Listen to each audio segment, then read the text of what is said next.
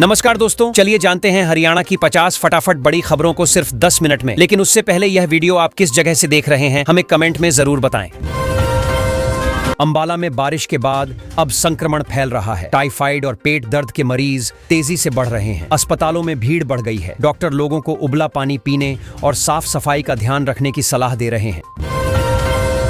हरियाणा में धान खरीद की तैयारी शुरू हो गई है। 15 सितंबर से खरीद प्रक्रिया होगी। इस बार 38 लाख एकड़ से ज्यादा रकबे में धान की फसल बोई गई है। सरकार ने 246 मंडियां बनाई हैं ताकि किसानों को फसल बेचने में आसानी हो सके। हरियाणा की महिलाओं के खाते में इस महीने 2100 रुपए आने वाले हैं, लेकिन कुछ लोगों को इसका लाभ नहीं मिलेगा। सरकार ने साफ किया है कि सिर्फ पात्र महिलाओं को ही ये पैसा मिलेगा। यह योजना महिलाओं को आर्थिक रूप से मजबूत बनाने के लिए चलाई जा रही है। हरियाणा सरकार राज्य में तीर्थाटन को बढ़ावा देने की तैयारी कर रही है। पंचकूला के धार्मिक और ऐतिहासिक स्थलों को बस सेवा से जोड़ा जाएगा। इससे श्रद्धालुओं और पर्यटकों को यात्रा में आसानी होगी। सरकार का मकसद है कि धार्मिक पर्यटन से राज्य की आय बढ़े।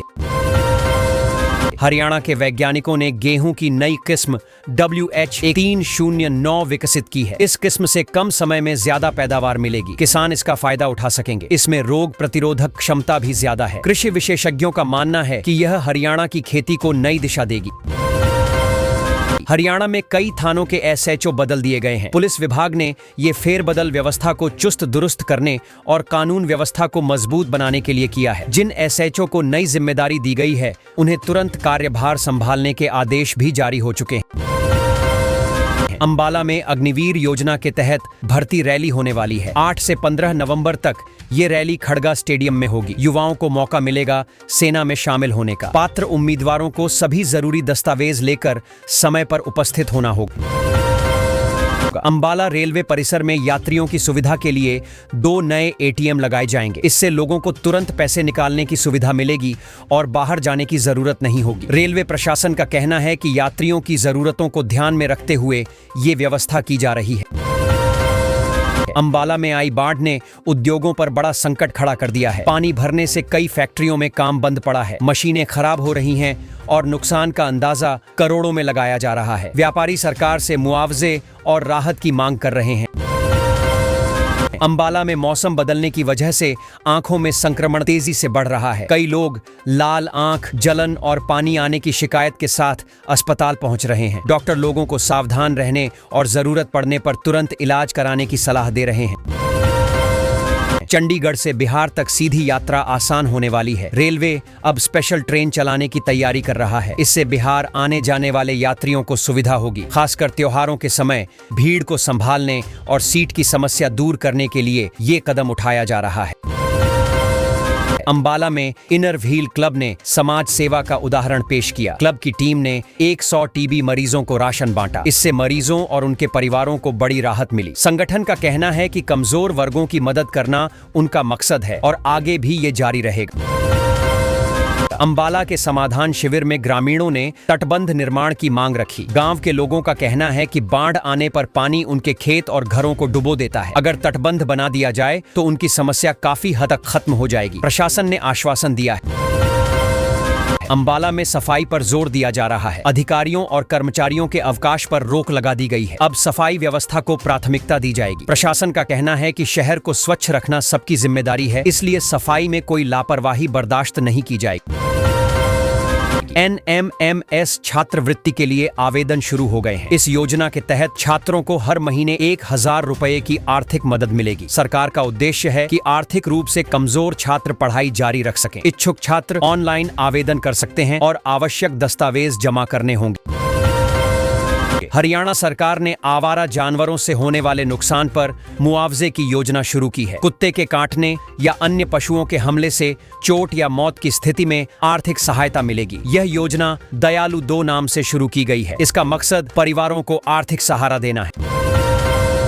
हरियाणा में भारी जलभराव के बाद बीमारियों का प्रकोप बढ़ गया है। डायरिया, डेंगू, मलेरिया और त्वचा संक्रमण के केस तेजी से सामने आ रहे हैं। अब तक 12 लोगों की मौत हो चुकी है। स्वास्थ्य विभाग ने अस्पतालों को अलर्ट कर दिया है और रोकथाम के प्रयास तेज किए जा रहे हैं। हरियाणा सरकार ने साइबर सुरक्षा को मजबूत करने के लिए नई पहल शुरू की है। राज्य में डिजिटल अपराध रोकने और डेटा सुरक्षा के लिए विशेष टीम बनाई जा रही है। साथ ही लोगों को जागरूक करने पर भी जोर दिया जाएगा। इससे साइबर अपराधों पर नियंत्रण की उम्मीद जताई जा रही है। हरियाणा सीईटी नॉर्मलाइजेशन मामले पर हाई कोर्ट ने बड़ा फैसला सुनाया। इस फैसले से उम्मीदवारों को झटका लगा है। कोर्ट ने स्पष्ट किया कि परीक्षा का परिणाम नियमों के अनुसार ही मान्य होगा। इससे कई अभ्यर्थियों को अपनी उम्मीदों पर पानी फिरता दिख रहा है। पानीपत में टैक्सी चालक और दुकानों पर काम करने वाले नौकरों के नाम से बैंक खाते खोले गए थे। इन खातों का गलत इस्तेमाल किया गया। मामला सामने आने पर पुलिस जांच कर रही है। आरोप है कि इन खातों के जरिए बड़ी रकम का लेन देन किया गया। हरियाणा में 16 सितंबर के बाद फिर से बारिश का दौर शुरू होने वाला है। मौसम विभाग ने 5 दिन तक बारिश का अलर्ट जारी किया है। इससे किसानों और आम लोगों को राहत मिल सकती है, लेकिन कहीं कहीं जलभराव की समस्या भी बढ़ सकती है। 25 सितंबर को हरियाणा में एक खास अभियान चलने वाला है। पूरे राज्य में 1 घंटे तक ये कार्यक्रम होगा। इसका मकसद पर्यावरण और समाज से जुड़े मुद्दों पर जागरूकता फैलाना है। प्रशासन और लोग मिलकर इसमें भाग लेंगे और इसे सफल बनाएंगे। हरियाणा के किसान बाढ़ से आई रेत पर मालिकाना हक मांग रहे हैं। किसानों का कहना है कि उनकी जमीन पर आई रेत अब उनके ही काम आए। वे चाहते हैं कि सरकार उन्हें रेत उठाने की अनुमति दे। इससे वे नुकसान की भरपाई कर सकें। अंबाला में पालिका विहार की जमीन को लेकर हाईकोर्ट में केस चल रहा है। आरोप है कि नक्शा ऑफलाइन पास किया गया। इससे जमीन के इस्तेमाल में गड़बड़ी की गई। अब कोर्ट में मामला सुनवाई के अधीन है। लोग इस पर पैनी नजर रखे हुए हैं। हरियाणा में करीब 60,000 शिक्षक लंबे समय से तबादलों का इंतजार कर रहे हैं। पिछले 3 सालों से तबादले रोक दिए गए हैं। अब शिक्षकों में नाराजगी बढ़ रही है और वे सरकार से जल्द प्रक्रिया शुरू करने की मांग कर रहे हैं। सबको उम्मीद है कि फैसला जल्दी हो। प्रधानमंत्री नरेंद्र मोदी के जन्म दिवस पर हरियाणा में सेवा पखवाड़ा मनाया जाएगा। इस दौरान राज्य में 75 नई सड़कें बनाई जाएंगी। सरकार का कहना है कि यह अभियान लोगों की सुविधा और विकास को बढ़ावा देने के लिए है। पूरे प्रदेश में इसका असर दिखेगा। पंजाब में बाढ़ से पीड़ित लोगों की मदद के लिए हरियाणा रेड क्रॉस ने हाथ बढ़ाया है। राहत सामग्री भेजी जा रही है और पीड़ितों की सहायता के लिए टीमें तैनात की गई हैं। यह सहयोग पड़ोसी राज्य की मुश्किल घड़ी में बड़ा सहारा साबित हो रहा है। सीपी राधाकृष्णन एनडीए के उम्मीदवार के रूप में भारत के 15वें उपराष्ट्रपति चुने गए हैं। उन्होंने 152 वोटों के अंतर से जीत दर्ज की। यह चुनावी नतीजा एनडीए के लिए बड़ी उपलब्धि माना जा रहा है। देश भर में उनके उपराष्ट्रपति बनने पर बधाइयों का सिलसिला शुरू हो गया है। हरियाणा में जल्द ही 6,000 नए राशन डिपो खुलने जा रहे हैं। मुख्यमंत्री नायब सैनी ने खास तौर पर महिलाओं को इस योजना में बड़ी जिम्मेदारी दी है। इससे महिलाओं को रोजगार मिलेगा और परिवार की आर्थिक स्थिति भी मजबूत होगी। ग्रामीण इलाकों में यह राहत मानी जा रही है। हरियाणा सरकार ने खेल नर्सरियों में खिलाड़ियों की बायोमेट्रिक हाजिरी लगाने का फैसला किया है। इससे खिलाड़ियों को मिलने वाले खुराक भत्ते में फर्जीवाड़े पर रोक लगेगी। पहले कई बार यह मामला सामने आता था कि असली खिलाड़ी मौजूद नहीं थे, लेकिन हाजिरी और भत्ता जारी हो जाता था।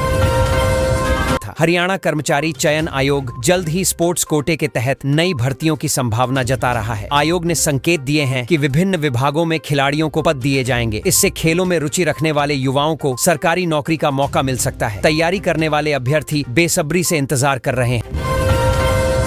राज्य सरकार ने मिड डे मील वर्करों के लिए बड़ा कदम उठाया है। जहां छात्रों की संख्या कम है, वहां वर्करों का रैशनलाइजेशन किया जाएगा। इसके साथ ही वर्दी भत्ता 600 रुपए से बढ़ाकर 1,600 रुपए कर दिया गया है। इसका सीधा लाभ हजारों वर्करों को मिलेगा। मेरी फसल मेरा ब्यौरा पोर्टल पर पंजीकरण कराने का अंतिम समय नजदीक है। इस बार किसान बड़ी संख्या में रजिस्ट्रेशन करा रहे हैं। खास बात यह है कि महेंद्रगढ़ जिला पूरे प्रदेश में 3रे स्थान पर पहुंच गया है। सरकार का दावा है कि इससे किसानों को योजनाओं का सीधा फायदा मिलेगा। उपराष्ट्रपति चुनाव के बीच नेताओं के बीच बयानबाजी तेज हो गई है। अलग अलग सांसद अपनी अपनी पार्टी की लाइन के अनुसार बयान दे रहे हैं। कोई विपक्ष को घेर रहा है तो कोई सत्ता पक्ष पर निशाना साध रहा है। चुनाव से पहले यह तकरार और भी बढ़ने की संभावना जताई जा रही है। हरियाणा के एक जिले में इन दिनों नौकरी की काफी संभावनाएं बनी हुई हैं। यहाँ विभिन्न कंपनियों और संस्थानों में भर्ती निकल रही है, जिससे बेरोजगार युवाओं के लिए सुनहरा मौका है। खास बात यह है कि सरकार भी रोजगार मेले आयोजित कर रही है ताकि ज्यादा से ज्यादा उम्मीदवारों को अवसर मिले। हरियाणा सरकार ने बड़ा फैसला लिया है कि अब राज्य में 50% वीटा बूथ महिलाओं के लिए रिजर्व होंगे। मुख्यमंत्री नायब सिंह सैनी की अध्यक्षता में हुई बैठक में यह निर्णय लिया गया। इसका मकसद महिलाओं को स्वरोजगार और आर्थिक मजबूती की दिशा में आगे बढ़ाना है।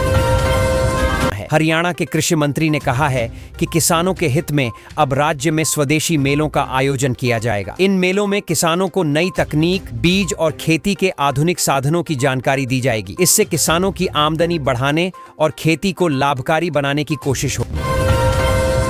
उपराष्ट्रपति चुनाव में आज मतदान हुआ, जिसमें दोपहर 3 बजे तक करीब 90% वोटिंग हो चुकी थी। सांसदों ने उत्साहपूर्वक मतदान में हिस्सा लिया। अब सभी की नजर चुनावी परिणामों पर टिकी है। शाम तक तस्वीर साफ हो जाएगी कि अगला उपराष्ट्रपति कौन बनने जा रहा है। गुरुग्राम जिले में स्कूल शिक्षा विभाग ने घोषणा की है कि 25 सितंबर से कक्षा 10वीं और 12वीं की अर्धवार्षिक परीक्षाएं शुरू होंगी। इसके लिए सभी स्कूलों को निर्देश दिए गए हैं। छात्रों को समय से पहले तैयारी पूरी करने की सलाह दी गई है ताकि अच्छे अंक हासिल हो सके। सरकारी स्कूलों को स्मार्ट बनाने की बात तो खूब हो रही है, लेकिन जमीन पर काम की रफ्तार काफी धीमी है। खासकर गांवों के स्कूल अभी भी जरूरी सुविधाओं से वंचित हैं। बच्चों को पढ़ाई का सही माहौल नहीं मिल पा रहा, जिससे शिक्षा की गुणवत्ता पर असर पड़ रहा है और ग्रामीण परिवार चिंतित हैं। उपराष्ट्रपति चुनाव में इंडिया गठबंधन को बड़ा झटका लगा है। कई जगह क्रॉस वोटिंग देखने को मिली, जिससे एनडीए को उम्मीद से कहीं ज्यादा वोट मिल गए। यह नतीजे विपक्ष के लिए चिंता का सबब बने हैं, क्योंकि आपसी एकजुटता की कमी साफ दिख रही है। अब गठबंधन को रणनीति पर फिर से सोचना पड़ेगा। हरियाणा के मुख्यमंत्री नायब सिंह सैनी विकास परियोजनाओं में हो रही देरी को लेकर गंभीर हो गए हैं। उन्होंने अधिकारियों को विस्तृत समीक्षा करने के आदेश दिए हैं ताकि पता चले कि आखिर अड़चन कहां आ रही है। उनका कहना है कि जनता तक योजनाओं का लाभ समय पर पहुंचना जरूरी है। हरियाणा के एक जिले में राशन की कमी की खबर सामने आई है। कई गरीब परिवारों को इस बार सरकारी गेहूं नहीं मिलेगा। लोग परेशान हैं और सवाल उठा रहे हैं कि जब सरकार सबको राशन देने की बात करती है तो फिर ऐसी स्थिति क्यों बन रही है। प्रशासन पर निगरानी बढ़ी है। हरियाणा की युवा पीढ़ी अब अपनी विरासत की हिफाजत करने की जिम्मेदारी ले रही है। इसके तहत 75 ऐतिहासिक स्थलों का भ्रमण कराया जाएगा ताकि युवा अपने इतिहास और संस्कृति को गहराई से समझ सकें। यह पहल न सिर्फ जागरूकता बढ़ाएगी बल्कि युवाओं को अपनी जड़ों से जोड़ने का काम करेगी। हरियाणा में इस बार बाढ़ से हालात काफी बिगड़ गए हैं। करीब 5200 गांव प्रभावित हो चुके हैं। पूर्व मुख्यमंत्री भूपेंद्र सिंह हुड्डा का कहना है कि सरकार को तुरंत हरियाणा को बाढ़ग्रस्त राज्य घोषित करना चाहिए। इससे प्रभावित गांवों को राहत और मुआवजा मिलने का रास्ता आसान हो जाएगा। पंचकूला में भारत कौशल प्रतियोगिता के लिए पंजीकरण की प्रक्रिया चल रही है। इस बार युवाओं में खासा उत्साह देखा जा रहा है। बताया जा रहा है कि 30 सितंबर तक पंजीकरण कर सकते हैं। इसके बाद चयनित युवाओं को राज्य और राष्ट्रीय स्तर पर हुनर दिखाने का मौका मिलेगा। हरियाणा सीईटी परीक्षा को हुए 44 दिन गुजर चुके हैं, लेकिन अभी तक करेक्शन पोर्टल भी नहीं खोला गया है और न ही परिणाम जारी हुआ है। उम्मीदवारों में नाराजगी बढ़ती जा रही है। सभी उम्मीद लगाए बैठे हैं कि आयोग जल्द ही इस पर कोई बड़ा फैसला ले। फरीदाबाद के बाढ़ प्रभावित गांवों में स्थिति चिंताजनक है। यहाँ के लोगों को पीने का साफ पानी तक नहीं मिल रहा। दूषित पानी और गंदगी से लोग डायरिया, स्किन इन्फेक्शन जैसी बीमारियों से परेशान हैं। लोग लगातार प्रशासन से मदद की गुहार लगा रहे हैं, लेकिन राहत व्यवस्था सुस्त है।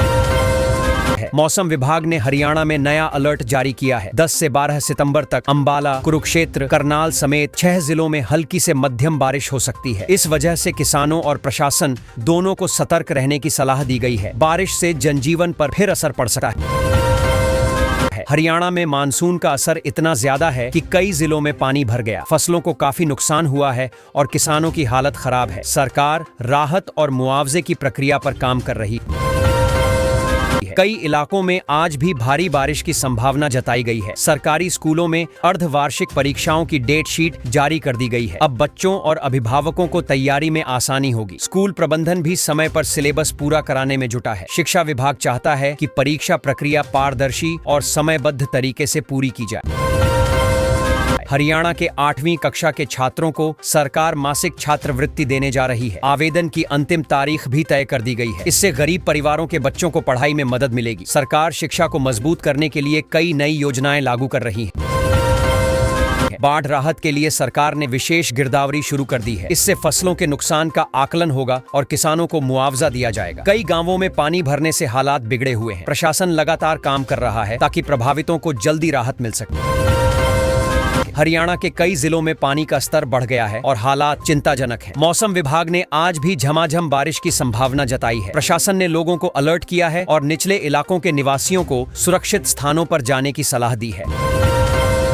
अंबाला में बारिश के बाद अब संक्रमण फैल रहा है। टाइफाइड और पेट दर्द के मरीज तेजी से बढ़ रहे हैं। अस्पतालों में भीड़ बढ़ गई है। डॉक्टर लोगों को उबला पानी पीने और साफ सफाई का ध्यान रखने की सलाह दे रहे हैं।